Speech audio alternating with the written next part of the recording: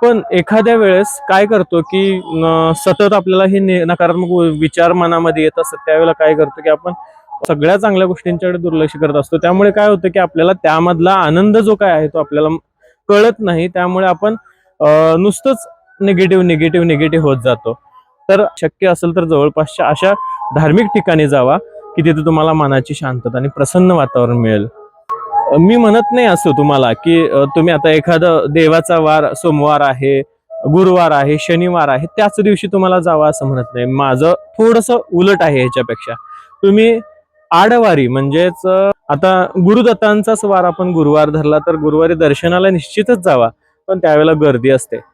इतर वारी तुम्ही गेला तर त्यावेळेला गर्दी थोडीशी कमी असते मंदिरामध्ये. त्यावेळेला तुम्हाला शांतपणे तिथं ध्यानाला बसायला किंवा नामस्मरणाला तिथं वेळ मिळतो. अशा वेळेला तुम्ही तिथं जावा आणि निश्चितच तुम्ही ध्यानस्थ व्हा. त्यामुळे काय होणार आहे की तुम्हाला बऱ्यापैकी ह्या गोष्टींचा एक सकारात्मक ऊर्जा तुमच्याकडे येत राहील. मंदिरातच का जायचं मी हे सांगितलं तुम्हाला, ह्याचा प्रश्न पडेल तुम्हाला. तर मंदिरामध्ये बरेच लोक येत असतात, भक्त येत असतात. त्यामुळे तिथला जो काही परिसर आहे तो त्या परिसरामध्ये ते लोक बसत असतात. मग काही लोक नामस्मरण करतात, काही लोक पारायण करतात, काही लोक जप तप करतात. ह्यामुळे तिथला जो परिसर आहे तो पवित्र ऊर्जेने भरलेला असतो.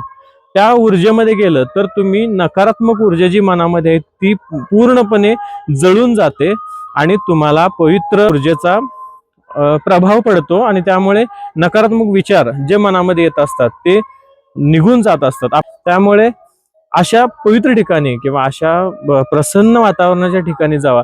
मी असं म्हणत नाही की तुम्ही मंदिरामध्येच जावा. मंदिरामध्ये नसलं, तुम्हाला जिथं ज्या ठिकाणी योग्य वाटतं तिथं जावं वाटतं त्या ठिकाणी जावा.